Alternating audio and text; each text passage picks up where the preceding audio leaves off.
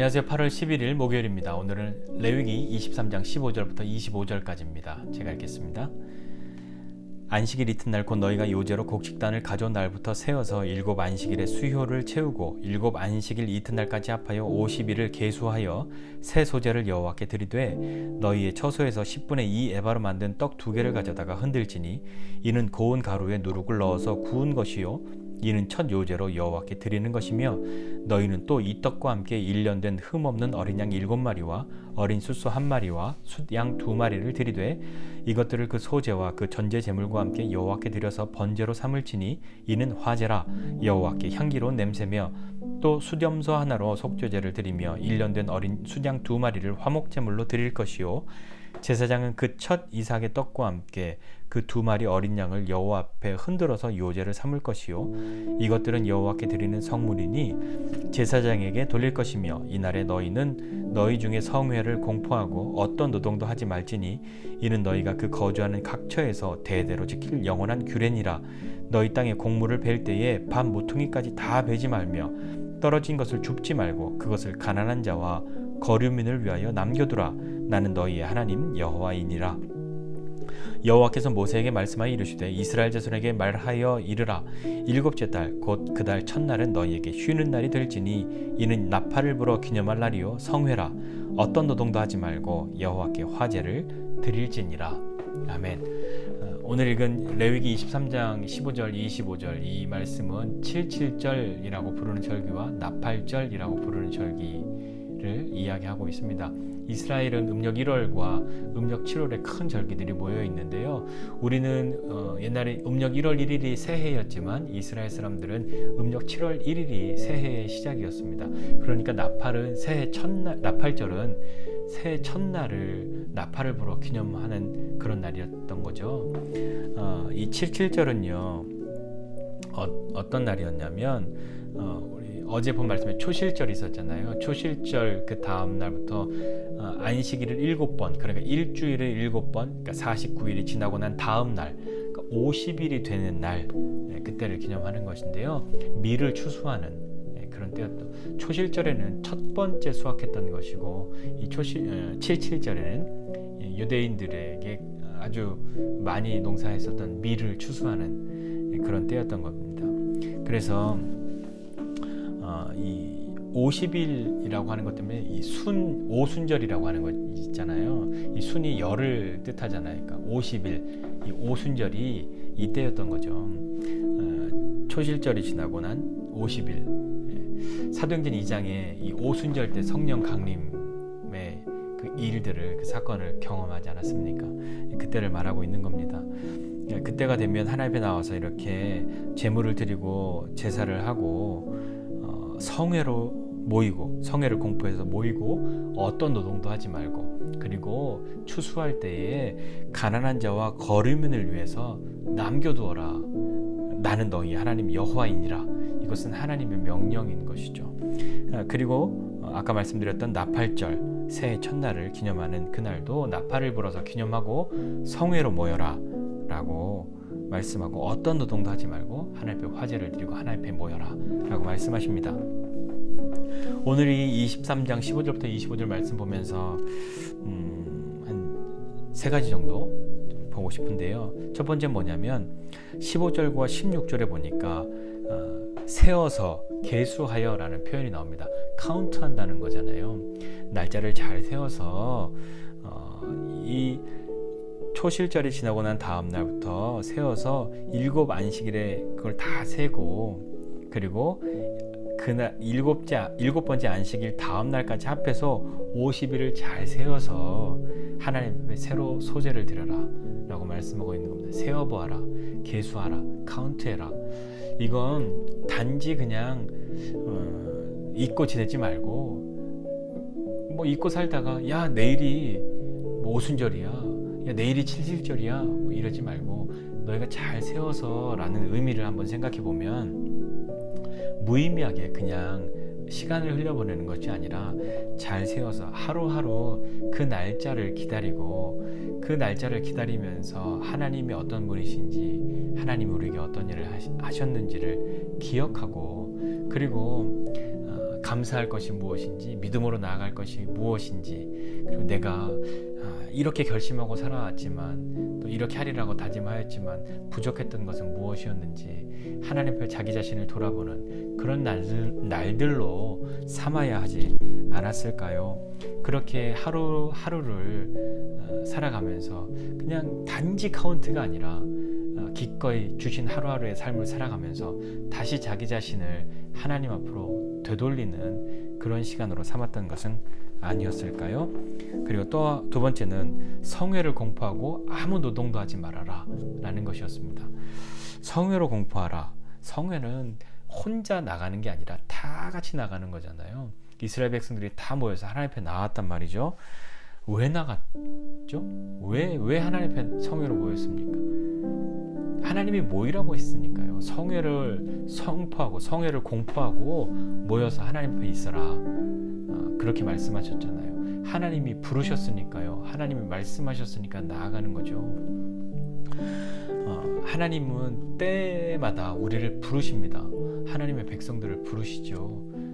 불러서 혼내는 게 아니라요. 불러서 뭐 하시고 싶으셨을까요? 어떤 걸 하시고자 우리를 부르셨던 걸까요?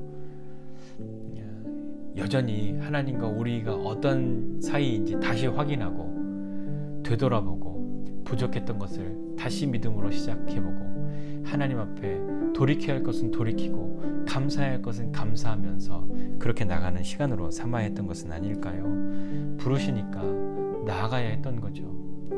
불렀는데 나가기 싫어서 억지로 나아가는 것이 아니라 나가갈 수 없을 것 같은 사람이지만 너 왜 나왔어? 라고 말할 때 하나님이 부르셨으니까 라고 하는 것이 어떻게 보면 우리가 하나님 앞에 나올 수 있는 핑계, 거룩한 핑계가 될 수 있는 건 아니었을까요? 우리 인생에 거역할 수 없는 부르심을 만나게 될 때가 있습니다. 그 거역할 수 없는 부르심 때문에 하나님께로 삶을 돌이킨 사람, 그리고 자신을 위한 삶을 살다가 삶의 방향을 바꾼 사람이 얼마나 많습니까? 여러분 어떠십니까? 거역할 수 없는 부르심, 그 부르심을 만나보셨습니까? 아니면 잘 모르겠습니까? 그 부르심 앞에 순종하고 삶을 돌이키신 분들도 계실 거고 그 부르심을 향해서 믿음으로 나아가고 계신 분들도 있을 겁니다. 하나님은 날 부르시지 않은 것 같은데 아니요, 하나님은 우리를 부르시죠. 그 부르심에 귀 기울이고 믿음으로 순종하여 나아가는 것이 우리가 해야 할 일 아니겠습니까? 그리고 어떤 노동도 하지 말라 이렇게 말씀하십니다. 이 어떤 노동도 하지 말아라 하는 것을 생각해 보면 어떤 것을 한번 떠올려 볼 수 있냐면 노동의 근원은 어디, 노동의 시초는 어디였을까요? 왜 노동하기 시작했을까요?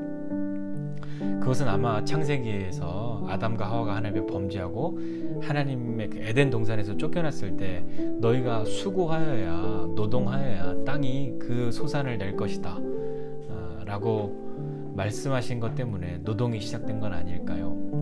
그렇다면 어떻게 보면 노동은 죄의 결과로 시작된 것이기도 할 텐데 그러나 노동해야 하는 이유는 뭐냐면 땅의 소산을 얻기 위해서인 거죠. 우리가 살아야 하니까요. 먹고 살기 위해서 자신의 삶을 영위하기 위해서 했던 것이 노동이란 말입니다. 그러니까 노동은 안 하고 사는 것이 좋은 것이 아니라 모든 사람이 그 죄 아래서 수고하고 땀 흘릴 수밖에 없는 존재로 바뀌게 된 거죠. 그러면서 성회를 공포하고 어떤 노동도 하지 말아라 라고 하는 것의 의미는 너를 위해서 뭔가 집중하고 매여있는 것을 좀 내려놓고 하나님 앞에 거룩한 성회로 나왔으면 하나님께 집중하라 하는 의미 아닐까요? 우리 집에 뭐 있는데 소를 풀어놓고 가야 되는데 이거 밭에 뭐 해야 되는데 그런 딴 생각들, 다른 것들 우리들에게도 그런 건 있지 않습니까? 하나님 앞에 나왔지만 여전히 나를 얽고 있는 것, 얽히고 설키고 묶어두려고 하는 것, 나를 끌고 가려고 하는 것, 너 이거 하지 않으면 너 큰일 나라고 자꾸 말하고 있는 것, 그런 것들을 잠시 내려두고 그것 하지 않아도 너 죽지 않아. 그것 하지 않아도 하나님 앞에 성회로 나왔으면 하나님께 집중해. 그것이 더 귀해. 그것을 해야 해. 그것 때문에 부르셨어 라고 하시는 것 아닐까요? 그렇기 때문에 너희가 거저는 각처에서 대대로 지킬 영원한 규례다라고 말씀하신 것은 언제든 어디서든 하나님 앞에 그 부르심을 받았을 때에는 나와야 하고, 그 부르심을 향해서 나아갈 때는 얽매이는 것이 없어야 하는 것이죠. 사도 바울이 자신의 영적인 아들 디모데에게 이야기했던 것처럼 군사로 다니는 사람, 자기 생활에 얽매이는 사람 없는데, 왜냐하면 군사로 모집한 사람을 기쁘게 하기 위함 아니냐라고 말씀했던 거 기억하지 않으십니까? 하나님이 우리를 부르실 때 우리를 그 부르심 가운데로 나아가지 못하도록 하는 것들은 잠시라도 내려두어도 괜찮습니다. 자, 그리고 이 77절에 마지막에 보니까 22절에 다 밥 모퉁이까지 베지 말고 떨어진 거 줍지 말아라. 여러 군데서 이런 말씀 하시잖아요. 왜냐하면 가난한 자와 거류민을 위하여 남겨두라 라고 말씀하십니다. 나는 너희 하나님 여호와야. 하나님의 명령이란 말입니다.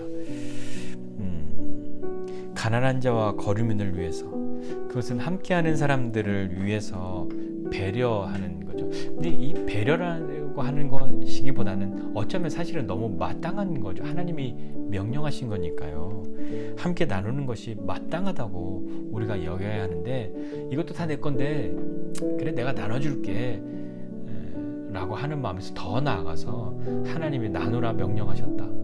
다 베지 말라 말씀하셨다. 땅에 떨어진 것 너를 위해 다시 주워가지 말고 그냥 두라고 말씀하셨다. 그래서 보아스의 이야기 보면, 나오미 이야기 보면 더 많이 막 당당하게 가져갈 수 있도록 일부러 그냥 두고 가지 않습니까? 흘려두지 않습니까? 우리도 그런 삶으로 부르심 받았단 말입니다. 나는 없다고, 나는 부족하다고. 물론 지금 처지가 그러하다 할지라도 우리는 언제 어디서라든 가난한 자와 거류민을 위해서 나눌 수 있는 그런 삶으로 부르셨으니 그렇게 나아가는 사람이 되어야 하지 않겠습니까? 그런 사람들 함께 하나님 앞에 나아가야 하는 거죠. 하나님 앞에 성회로 모였는데 내 욕심만 챙기고 사는 것이 아니라 하나님 앞에 나아가고, 하나님 그 부르심 앞에 나아가고, 하나님을 사랑하고 하나님의 은혜를 경험하면, 그러면 이웃을 위해서도 삶을 살아야 하는 거죠. 그러니까 모든 율법이 하나님 사랑하는 것과 사람 사랑하는 것으로 귀결되는 것 아닙니까? 하나님 앞에, 그리고 이웃과 함께 그렇게 지내는 삶으로, 그런 절기로 우리를 부르셨단 말입니다. 그렇다면 누가 우리 이웃인가? 예수님이 말씀하셨던 것도 기억해 보셔야 하지 않겠습니까? 누가 우리 이웃입니까? 가난한 자와 거류민은 나에게 누구입니까? 나 가난한데 나만 가난하겠습니까? 나보다 더 가난한 사람도 있는 것이고요. 보이는 형편만 가난한 것이 아니라 마음이 나보다 훨씬 비참한 사람들도 많이 있는 것 아닐까요? 오늘 말씀 보면서 하나님이 부르시는 그때, 하나님이 주신 때, 그때는 허투루 보낼 것이 아니라 잘 카운트해서 그렇게 하나씩 날짜를 세어가면서 그때를 기다리고 준비하는 것처럼 또 그렇게 기대하는 마음으로 가야 할 것이고요. 성회로 모여라 했던 것, 그리고 아무 노동도 하지 말아라, 그것의 의미를 한번 생각해 보시면 좋겠습니다. 또 하나, 남겨주라, 나누어주라, 그것이 마땅하다. 나는 너희 하나님 여호와니라.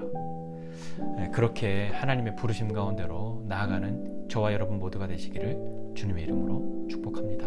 기도하겠습니다. 하나님 아버지, 은혜와 사랑을 감사드립니다. 하나님 부르실 때에 우리가 믿음으로 주님 앞에 나아가고, 하나님 앞에 거룩하게 나아가는 것뿐만 아니라 이웃을 향하여 사랑으로 하나님을 향한 그 거룩함과 그 사랑을 가지고 나아가고 함께 살아가는 사람 되게 하여 주옵소서. 가난한 사람, 거류민, 나에게 누구입니까? 하나님, 내 눈에, 내 마음 가운데 그런 사람들을 보일 때 기꺼이 나누는 사람 되게 하여 주옵소서. 소유만 나누는 것뿐만 아니라 마음을 나누게 하여 주시고, 하나님의 사랑 나누게 하여 주시고, 그것의 표현이 그 마음이 잘 담겨진 자신의 소유를 나눔으로 드러나는 믿음의 사람이 되기 원하오니 하나님 은혜를 베풀어 주시옵소서. 공허한 그런 말로 다른 사람을 돕겠다고 하는 것 아니라 실제적으로 내가 할 수 있는 것들을 기꺼이 할 수 있는 마땅히 해야 함을 알고 사는 하나님의 사람 되기 원합니다. 그리하여 하나님 앞에 이스라엘 백성들이 나아갔던 그때마다 하나님이 베푸신 은혜를 경험하였던 것처럼 주님, 우리도 좀 성령의 충만함 경험하게 하여 주시고 믿음으로 하나님 앞에 축제의 나팔을 불 수 있는 그런 사람 되게 하여 주시옵소서. 오늘도 그렇게 믿음으로 살기 원합니다. 주님 도와주십시오. 감사드리고 예수님의 이름으로 기도드립니다. 아멘.